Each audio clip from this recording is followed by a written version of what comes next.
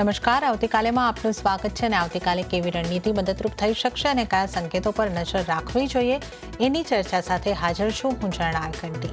તો આવતીકાલના માર્કેટ પર ચર્ચા કરતા પહેલા આજના માર્કેટને લગતા મુખ્ય સમાચારો પર નજર કરી લઈએ। દિવસભરના ઉતાર ચઢાવ બાદ બજાર ઘટાડા સાથે બંધ। નિફ્ટીનું મામૂલી ઘટાડા સાથે 25,170ના સ્તર પર ક્લોઝિંગ, પરંતુ બેન્કિંગ શેર્સના સપોર્ટથી બેંક નિફ્ટી લીલા નિશાનમાં બંધ। તો મિડ કેપ સ્મોલ કેપમાં ઘટાડો રહ્યો યથાવત। રૂપિયો પણ તેના રેકોર્ડ નીચલા સ્તર પર બંધ। નવરાત્રીના પહેલા દિવસે જોરદાર વેચાણથી ટોપ ગિયરમાં ઓટો શેર્સ। ઇન્ડેક્સ લગભગ 0.5% જેટલો ઉછળ્યો। મારુતિ, M&M, ટાટા મોટર્સ, આઈસર નિફ્ટીના ટોપ ગેનર્સમાં સામેલ। મારુતિને 35 વર્ષમાં મળ્યો સૌથી સારો રિસ્પોન્સ। આ તરફ ઓટો એન્સિલરીમાં પણ શાનદાર તેજી। તો મેટલ, સરકારી બેંક, NBFC ઇન્ડેક્સમાં નીચલા સ્તરેથી આવ્યો શાનદાર ઉછાળો। મેટલ અને PSU બેંક ઇન્ડેક્સમાં 1%ની તેજી, પરંતુ રિયલ્ટી, ફાર્મા, IT, FMCG ઇન્ડેક્સમાં વેચવાલી રહી યથાવત। અને આજથી ખુલ્યો જીઓ બ્લેકરોકનો ફ્લેક્સી કેપ ફંડનો NFO। Large cap, mid cap અને સ્મોલ કેપ ત્રણેયમાં થશે રોકાણ। 7 ઓક્ટોબર સુધી થઈ શકશે રોકાણ।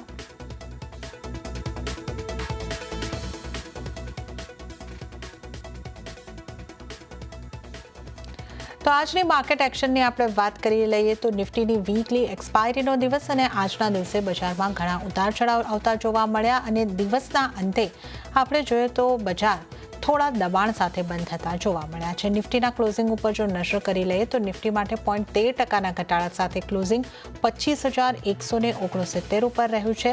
સાથે જ સેન્સેક્સની વાત કરી લઈએ તો 57 પોઈન્ટ એટલે 0.07%ના ઘટાડા સાથે 82,102 ઉપર ક્લોઝિંગ થતું જોવા મળ્યું છે। જે મિડ કેપ અને સ્મોલ કેપ છે ત્યાં પણ ઘટાડો યથાવત રહ્યો છે। મિડ કેપની જો વાત કરીએ તો 0.35%નું દબાણ બન્યું અને મિડ કેપ 58,496 ઉપર બંધ થતો જોવા મળ્યું છે। સ્મોલ કેપમાં પણ ઘટાડા સાથે કારોબાર આપણને બંધ થતા જોવા મળ્યા અને આને કારણે જે આપણે બ્રોડર માર્કેટ જોઈને કહે છે ત્યાં વધારે દબાણ આજના દિવસે આપણને યથાવત રહેતું જોવા મળ્યું છે। તો સ્મોલ કેપનું ક્લોઝિંગ જે છે 18,191 ઉપર થતું આપણને જોવા મળ્યું છે, 0.5% જેવા દબાણની સાથે। પણ બેંક નિફ્ટી ઉપર નજર કરીશું ત્યાં પોઝિટિવિટી રહી છે, કારણ કે ફાઇનાન્શિયલ્સ અને બેન્કિંગ શેર્સમાં આજે ખરીદારીનો માહોલ બનતો જોવાયો છે। તો 0.41%ની મજબૂતી સાથે બેંક 55,509 ઉપર બેંક નિફ્ટીનું ક્લોઝિંગ થતાં આપણે જોઈ શકીએ છીએ। હવે એડવાન્સ ડિક્લાઇન રેશિયો જોઈ લઈએ, નેગેટિવ રહ્યો છે। 1207 શેર એવા રહ્યા કે જ્યાં મજબૂતી સાથે લીલા નિશાનમાં કારોબાર બંધ થયો છે અને સામે 1652 શેર એવા રહ્યા કે જ્યાં દબાણ સાથે લાલ નિશાનમાં કારોબાર બંધ થતા જોવા મળ્યા છે। હવે નિફ્ટીના ટોપ ગેનર્સ અને ટોપ લૂઝર કાઉન્ટર ઉપર નજર કરી લઈએ। ઇન્ડસઇન્ડ બેંક આજનો ટોપ ગેનર કાઉન્ટર રહ્યો છે, 2.85%ની મજબૂતી અહીંયા આગળ ઇન્ડસઇન્ડ બેંકના કાઉન્ટરમાં બનતી જોવા મળી છે। એક્સિસ બેંકમાં 2.31%ની મજબૂતી આવતી દેખાય છે અને એક્સિસ બેંક 1170ના સ્તરો પર બંધ થયો છે। ત્યારબાદ JSW સ્ટીલ 1.92%ની મજબૂતી 1138ના સ્તર પર બંધ અને બજાજ ફાઇનાન્સ 1.89%ની મજબૂતી સાથે 1025 ઉપર બંધ થયો છે। ત્યારબાદ આપણે નજર કરીએ તો SBI, Adani enterprise, Maruti Suzuki અને કોટક મહિન્દ્રા બેંક આ એવા સ્ટોક રહ્યા કે જ્યાં લગભગ 0.25%થી લઈને 0.5%ની મજબૂતી આપણને બનતી જોવા મળી છે। ઘટનારા શેર કયા રહ્યા ત્યાં જો આપણે નજર કરી લઈએ, ટ્રેન્ટમાં 2.38%નું દબાણ આજે આપણે બનતા જોયું છે અને આ આજના દિવસનો ટોપ લૂઝર કાઉન્ટર બન્યો છે। ત્યારબાદ ટેક મહિન્દ્રા પર નજર કરી લો, 2.23%નું દબાણ ત્યાં બન્યું છે। SBI લાઈફ ઇન્સ્યોરન્સ 2%નું દબાણ ત્યાં બન્યું છે અને અલ્ટ્રાટેક સિમેન્ટમાં પણ લગભગ 2%ની આસપાસનું દબાણ બનતું આજે આપણે જોયું છે। અને આ ઉપરાંત HUL, Nestle India, HDFC life અને એશિયન પેઇન્ટ્સમાં પણ 1.5% થી 0.25%ના દબાણ બનતા આપણે જોઈ શકીએ છીએ। હવે આવતીકાલના બજારની ચર્ચા કરીશું અને આ માટે આપણી સાથે જોડાઈ રહ્યા છે CWAના રાકેશ પૂજારા। રાકેશજી, સ્વાગત છે આપનું CNBC બજાર પર। અને આજે આપણે જોયું કે માર્કેટમાં ઉતાર ચઢાવ રહ્યા અને થોડા દબાણ તરફ આજે માર્કેટ બંધ થતાં આપણને જોવા મળ્યા છે. તો 25,169 એટલે 25,200 નીચેનું ક્લોઝિંગ આવ્યું છે. તો આ ક્લોઝિંગને તમે કઈ રીતે જોઈ રહ્યા છો? આગળ નિફ્ટીની સ્ટ્રેટેજી કેવી રાખવાની રહેશે? કેટલા સ્ટોપ લોસ ધ્યાને રાખવાના, કયા ટાર્ગેટ બની શકે? તો બેઝિકલી જ્યારે 26,153નું ટોપ જે હતું એ કુદાવ્યું ત્યારે આપણે કહ્યું કે બજારે બ્રેકઆઉટ આપ્યું છે. બ્રેકઆઉટ આપીને ઉપરની તરફ પોઝિટિવલી થોડું એક્સકર્શન આવ્યું. લગભગ તમે જો તો 25,450 સુધી લગભગ બજાર ગયું અને અહીં બજાર હવે થોડું રિટ્રેસ થઈ ગયું છે. જ્યારે રિટ્રેસ થયું છે ત્યારે આ જે પ્રીવિયસ ટોપ હતો 26,153 એની આજુબાજુ આજે સપોર્ટ લઈને ઉપર બંધ આવ્યું છે. એટલે જનરલી આવું થાય કે બ્રેકઆઉટ આવે અને થોડું પોઝિટિવ એક્સકર્શન આવે અને પછી બ્રેકઆઉટ રિટેસ્ટ થાય. તો મારા હિસાબે આજે થયું છે એ બ્રેકઆઉટનું રિટેસ્ટ થયું છે અને હવે મને લાગે છે કે રેલી પાછી રિઝ્યુમ થવી જોઈએ અને બજાર પાછું પોતાનું જે રિસન્ટ જે ટોપ એને બનાવ્યું છે એને પણ કુદાવશે અને લગભગ 25,700 તરફ ધીરે ધીરે આગળ વધશે. આજનું માર્કેટ તમે જુઓ તો લગભગ સેક્ટર બાય સેક્ટર દર અઠવાડિયે એવું જ થાય છે કે અલગ અલગ સેક્ટર અલગ અલગ દિવસે ચાલે. આજે બેન્કિંગ જે પાર્ટિસિપેટ નથી કરી રહ્યું અત્યાર સુધી એને પાર્ટિસિપેટ કર્યું. ઓટો એકદમ જે સ્ટ્રોંગ હતું એ હજી આગળ વધ્યું અને મેટલ આજે પણ સારું એવું વધ્યું. એટલે મેટલ ગણો, ઓટો ગણો અને PSU બેન્કિંગ ગણો, આ બધાએ આજે પાર્ટી જોઈન કરી છે. અને જેવી રીતે આપણે પહેલા પણ વાત થઈ હતી કે ધીરે ધીરે આ બજાર બ્રોડ બેઝ થશે અને સ્ટોક સ્પેસિફિક થતું જશે અને અલગ અલગ સેક્ટરો અલગ અલગ દિવસે પાર્ટિસિપેટ કરશે. ઓવરઓલ ટોન મારા હિસાબે હજી પોઝિટિવ જ છે અને બજારમાં પોઝિટિવિટી મેન્ટેન રાખવી અને નીચામાં લેવાનું ધ્યાન રાખવું. જી રાકેશજી, તો આપ નીચે મેં ખરીદારી કરવાની, ઘટાડે ખરીદીની સલાહ આપી રહ્યા છો અને 25,700 સુધીના ટાર્ગેટ જોઈ રહ્યા છો. તો આ ખરીદારી માટે સ્ટોપ લોસ કેટલો રાખવાનો રહેશે? તો બેઝિકલી જે આપણે હમણાં વાત કરી એ પ્રમાણે જે એનું ટોપ હતું 26,150નું ટોપ હતું એની નીચે જો ડિસિઝિવલી બંધ આવી જાય તો લગભગ તમે શોર્ટ ટર્મ સ્ટોપ લોસ તમે એને 24,875ની આજુબાજુ રાખી શકો. જે એનો પ્રીવિયસ બોટમ હતી આજુબાજુ એની આજુબાજુ તમે એનો સ્ટોપ લોસ રાખી શકો. 24,875ની આજુબાજુ સ્ટોપ લોસ રાખી અને લેનનો સોદો કરવો જોઈએ મારા હિસાબે. ઓકે, તો નિફ્ટી માટે ઘટાડે ખરીદીની સલાહ 24,875નો સ્ટોપ લોસ અને 25,700 સુધીના ટાર્ગેટ અહીંયા આગળથી બનતા દેખાઈ શકે છે. તો આ નિફ્ટી ઉપર આપણે રાકેશજીનો વ્યૂ લીધો છે. અને રાકેશજી, જે રીતે આપ જણાવી રહ્યા હતા કે આજે પાર્ટી જોઈન કરી બેંક નિફ્ટીમાં મજબૂતી આવતી જોવા મળી 0.41% અને 55,509ના સ્તર બન્યા. બેંકમાં આ મજબૂતી આગળ યથાવત રહી શકે? બેંક નિફ્ટી માટે તમે કયા સ્તર જોઈ રહ્યા છો? અહીંયા કઈ રીતનો ટ્રેડ લઈ શકાય? બેંક નિફ્ટીનું મેં તમને કહ્યું પ્રમાણે લાસ્ટ યર પણ મેં કહ્યું હતું કે ભાઈ 55,835ની આજુબાજુ એનું રિસન્ટ ટોપ છે. જ્યારે એ કુદાવશે ત્યારે એનું ફોર્મેશન બુલિશ થશે. હજી સુધી એનું ફોર્મેશન બુલિશ થયું નથી. બુલિશ થવાની કોશિશ કરી રહ્યું છે.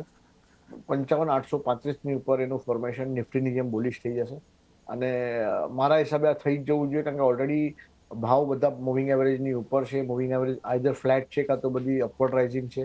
મોમેન્ટમ બિલ્ડ થઈ રહ્યું છે. ધીરે ધીરે રિલેટિવ સ્ટ્રેન્થ પણ ઇમ્પ્રૂવ થઈ રહ્યું છે. એટલે બેન્કિંગ પણ ધીરે ધીરે ઇમ્પ્રૂવ થઈ રહ્યું છે મારા હિસાબે.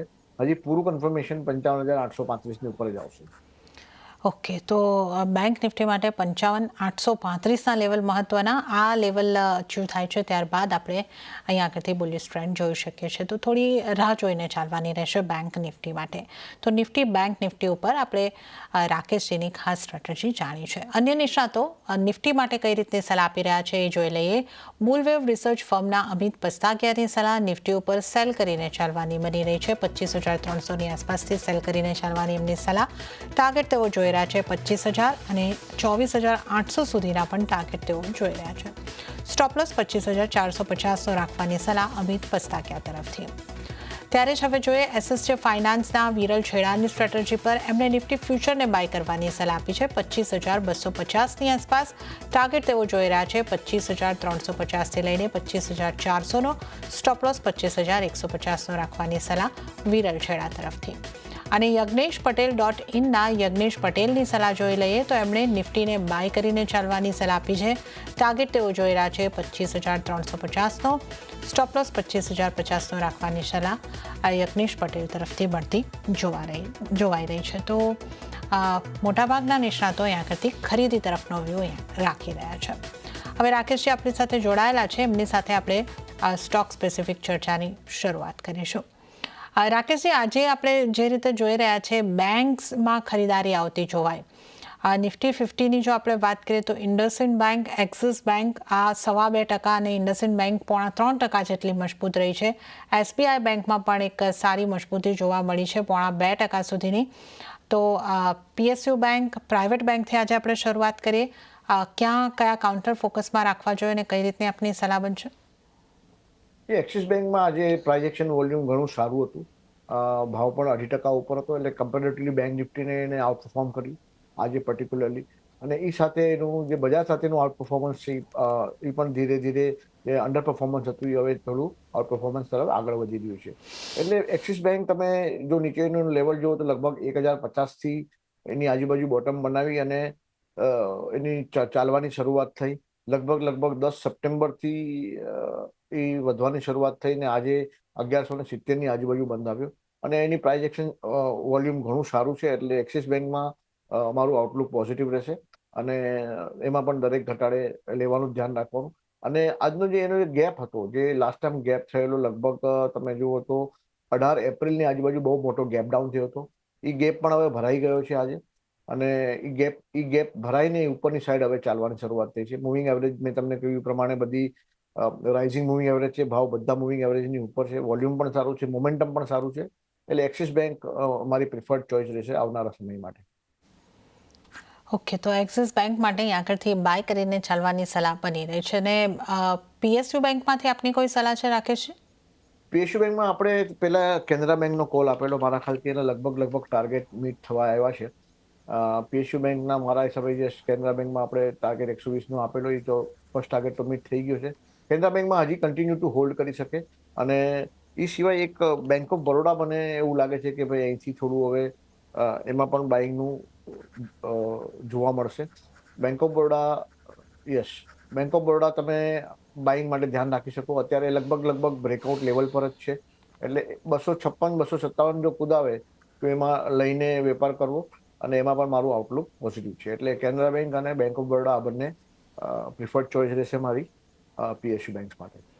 ઓકે, તો કેનરા બેંક અને ખાસ કરીને બેંક ઓફ બરોડામાં તમે ખરીદારી કરીને ચાલી શકો છો. બેંક ઓફ બરોડામાં 256ના સ્તર બાદ એક ખરીદારી કરવાની સલાહ બની રહી છે.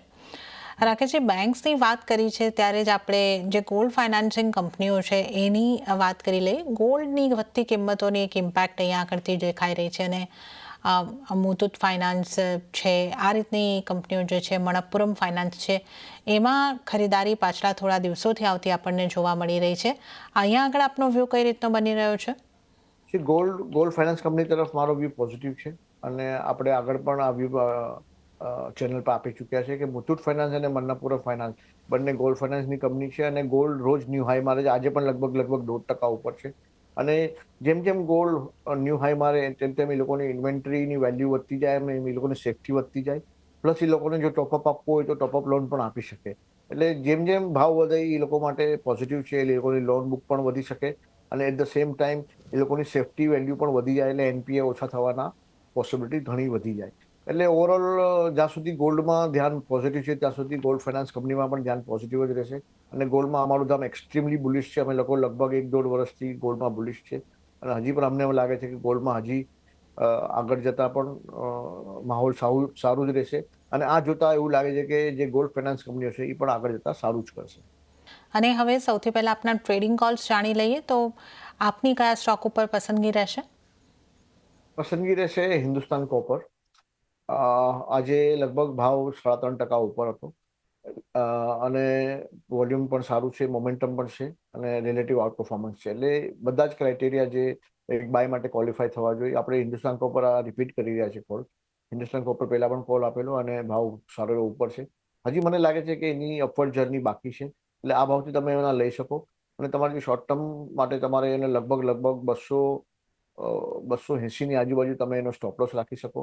અને પહેલા ટાર્ગેટ તમે 350ની આજુબાજુ તમે આવતા દેખાશે તમને હિન્દુસ્તાન કોપરમાં. ઓકે, તો હિન્દુસ્તાન કોપર ઉપર એક પસંદગી 280નો સ્ટોપ લોસ, 350ના ટાર્ગેટ અહીંયા આગળથી બની શકે છે. ખરીદારી કરીને ચાલવાની સલાહ રાખે છે. અન્ય કોઈ સ્ટોક આપની પસંદગીનો? અન્ય કોઈ સ્ટોકમાં તમે પીએસયુ બેંક્સ, આપણે બેંક ઓફ બરોડાની વાત કરી, બેંક ઓફ બરોડા પણ સારો છે, તો બેંક ઓફ બરોડામાં તમે બાયનો કોલ આપી શકો છો કરંટ લેવલથી. લેવલ્સ કયા એનો ધ્યાન? હા, સ્ટોપ લોસ એનો સ્ટોપ લોસ લગભગ મેન્ટેન કરવો 245 ની આજુબાજુ, અને એનો ઇમિડિયેટ ટાર્ગેટ મને લાગે છે 270 ની આજુબાજુ આવવો જોઈએ. ઓકે. બેંક ઓફ બરોડામાં પણ ખરીદારી કરવાની સલાહ બની રહી છે. 270ના ટાર્ગેટ અહીંયા આગળથી બનતા દેખાઈ શકે છે. તો રાકેશની પસંદગીના બે સ્ટોક હિન્દુસ્તાન કોપર અને બેંક ઓફ બરોડા, બંનેમાં ખરીદારી કરીને ચાલવાની સલાહ. ત્યારે જ રાકેશજી, આજે આપણે ઓટો સ્ટોક્સની પણ અહીંયા આગળથી વાત કરી લઈએ. અશોક લેલેન્ડનું કાઉન્ટર 3% ઉપર 3.25%ની આસપાસ મજબૂત થતું દેખાયું. મારુતિમાં ખૂબ સારા વેચાણની આપણને સમાચાર આજે મળતા દેખાયા અને 52 વીકનો હાઈ પણ બન્યો છે. આ ઉપરાંત પણ M&M જેવા કાઉન્ટર પર પોઝિટિવ રહ્યા છે. તો ઓટો સ્ટોક્સમાં ક્યાં આપની સલાહ બનશે? ઓટો સ્ટોક્સમાં આપણે આઉટલુક આપણે લગભગ મહિના 1.5 મહિનાથી પોઝિટિવ આપી રહ્યા છીએ આપણી ચેનલ પર. ઓટો આ લીડર છે આ રેલીનું, અને એના તમે બધા જ સ્ટોક પકડો તો વારાફરતી બધા સ્ટોક ચાલે છે. એટલે ઓટોમાં મેં પહેલા પણ રિકમેન્ડ કર્યું હતું એ પ્રમાણે બાસ્કેટ અપ્રોચ રાખવો જોઈએ, કે તમે આખી બાસ્કેટ બનાવીને જ લઈ લો. કારણ કે તમે જે સ્ટોક તમે ચાર્ટ જુઓ તો બધાના ચાર્ટ પોઝિટિવ છે. Whether it is Mahindra and Mahindra, Ashok Leyland, Eicher motor, Maruti, Hyundai. આપણે હુન્ડાઈનો પણ આગળ કોલ આપેલો. એટલે ઓટોમાં મને બધા જ કાઉન્ટર સારા લાગી રહ્યા છે. તમે એમાં ETF અવેલેબલ હોય તો ઓટો ઇન્ડેક્સમાં તમે એમાં લગભગ ETF લઈ શકો, અને એ ન હોય તો એનો એક ઓટો ઇન્ડેક્સની આખી બાસ્કેટ બનાવીને અને એમાં ઇન્વેસ્ટમેન્ટ કરવું જોઈએ મારા હિસાબે. ઓકે, તો ઓટો ઉપર એક પોઝિટિવ વ્યૂ અહીંયા આગળથી બની રહ્યો છે. આઈટી સ્ટોક્સની રાકેશજી વાત કરી લઈએ. ત્યાં દબાણ તરફનો જ માહોલ રહેતો દેખાયો છે. ટેક મહિન્દ્રાનું કાઉન્ટર સૌથી વધારે નિફ્ટી 50માંથી આપણે જોઈએ તો 2.23%નું દબાણ દર્શાવી રહ્યું હતું. અહીંયા આગળથી આપનો કઈ રીતનો વ્યૂ રહેશે ટેક મહિન્દ્રા પર અથવા આઈટીના સ્ટોક? આઈટી ઇન્ડેક્સ ઓવરઓલ બહુ વીક છે, અને આપણે એમાં અવોઇડનો કોલ છે ઘણા વખતથી. આપણે જ્યારે પણ આપણી વાત થઈ CNBC પર, ત્યારે આપણે આઈટીને અવોઇડ કરવાની સલાહ આપી.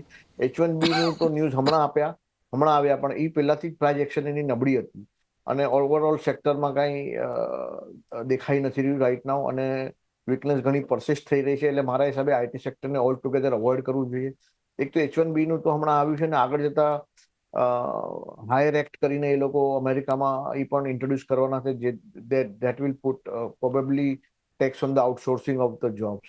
એને કારણે કદાચ આઈટી પાછું પ્રેશરમાં આવી શકે. આઈટી મારા હિસાબે ફંડામેન્ટલ ન્યૂઝ તો પણ ખરાબ છે, અને ટેકનિકલી પણ ઘણું જ વીક છે. આઈટી ઘણા વખતથી અમારા ઓલામાં રેકમેન્ડેશનમાં અવોઇડ છે, અને આઈ વુડ સ્ટીલ સે કે આઈટીને અવોઇડ કરો.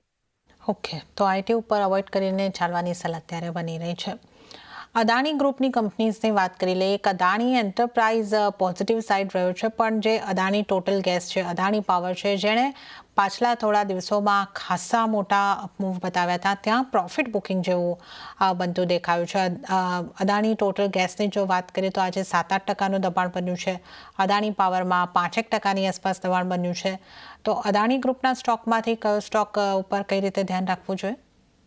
અડાની આખું ગ્રુપ એક જે સાઇડવેઝ અને મંદીના ઓલા દોરમાંથી હમણાં છેલ્લા 3-4 દિવસ પહેલા બહાર નીકળ્યું, જ્યારે હિન્ડનબર્ગનો રિપોર્ટ આવ્યો અને સારું એવું મોમેન્ટમ આવ્યું.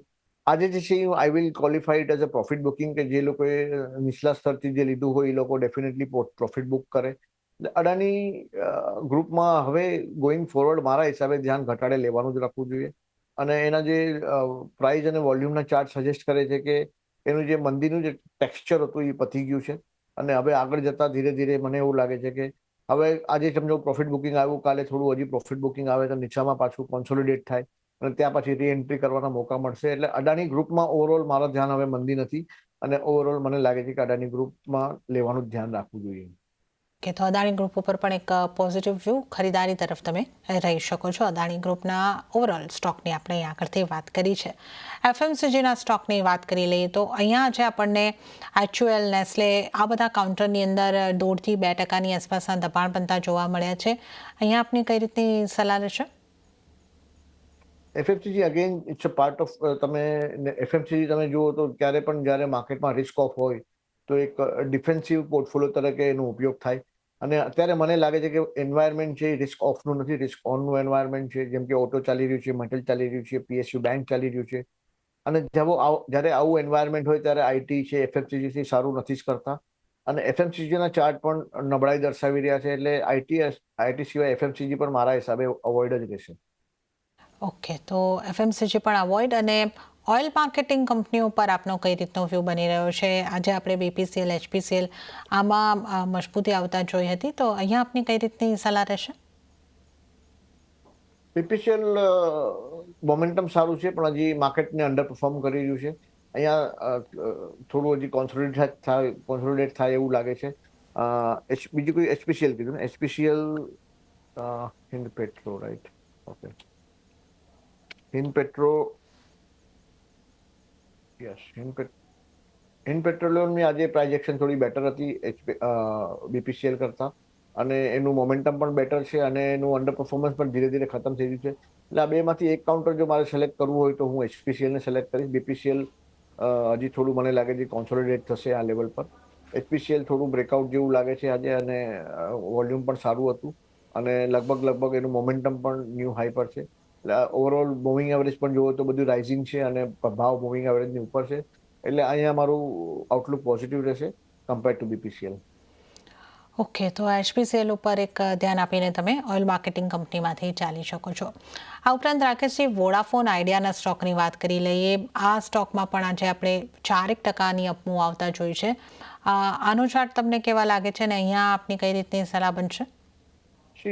વોડાફોન ન્યૂઝ ડ્રીવન છે, એનું કંઈક કોર્ટનું હિયરિંગ છે, એને કારણે કદાચ ભાવ ઉપર ગયો છે. એટલે ન્યૂઝ ડ્રીવન તમે ચાર્ટ જો તો ચાર્ટ સારો છે એનો. અત્યારે રિસન્ટ જે એનું પ્રાઇસ પરફોર્મન્સ ગયું એને કારણે ચાર્ટ બહુ સારો દેખાય છે. પણ it's a news driven counter. કાલે ઉઠીને કોર્ટમાંથી કાંઈ નેગેટિવ જજમેન્ટ આવે, કાંઈ તો ડિસઅપોઇન્ટમેન્ટ આવે, આમાં વોલેટિલિટી બહુ વધારે જોવા મળી શકે એમ છે. ઓવરઓલ ધ્યાન ખરાબ નથી, પણ જ્યાં ન્યૂઝ ફ્લો વોલેટાઇલ હોય, જ્યાં ન્યૂઝ ડ્રીવન હોય, કે જ્યાં આઉટકમ કોઈ કોર્ટના ડિસિઝન પર ડિપેન્ડન્ટ હોય, તો એવા કાઉન્ટર હું અવોઇડ કરવાની સલાહ આપીશ. ઓવરઓલ જો without looking at the news, if I have to give you my view, I think chart is positive. અને આમાં પણ તમે લઈને કામ કરી શકો છો. પણ મારા હિસાબે આટલું બધું ન્યૂઝ ફ્લો જ્યાં વોલેટાઇલ હોય ત્યાં એ કાઉન્ટરને અવોઇડ જ કરવું જોઈએ. ઓકે, તો ઓવરઓલ અહીંયા આગળથી અવોઇડ કરીને ચાલો, કારણ કે ન્યૂઝની ઇમ્પેક્ટ અહીંયા આગળથી વધારે દેખાઈ રહી છે. ત્યારે જે રાકેશજી, ઘણા સ્ટોક અંગે આપણે ચર્ચા કરી છે અને સમય આપની પાસેથી રજા લેવાનો થયો છે, તો આપના કોઈ ડિસ્ક્લોઝર? જણા અમે લોકો મોડેલ પોર્ટફોલિયો ચલાવે છે સ્મોલ કેસ અને બીજા પ્લેટફોર્મ પર. તો હોઈ શકે કે આમાંથી જે પણ ડિસ્કસ થયું એમાં સ્ટોક્સ અમારા મોડેલ પોર્ટફોલિયોના પાર્ટ હોઈ શકે, અને અમારા ક્લાયન્ટોને એમાં રોકાણ હોઈ શકે, અને એમાં રોકાણ હશે જ એવું માનીને ચાલવું. જી રાકેશજી, અને આપનો આભાર અમારી સાથે આ શો પર જોડાવા બદલ અને તમામ સ્ટોક્સ અંગે ચર્ચા કરવા બદલ. તો આ સાથે જ આવતીકાલેમાં હાલ પૂરતું આટલું જ. હાલ મને આપશો રજા, પણ વધુ અપડેટ અને સમાચારો માટે આપ જોતા રહો CNBC ગુજરાત. નમસ્કાર.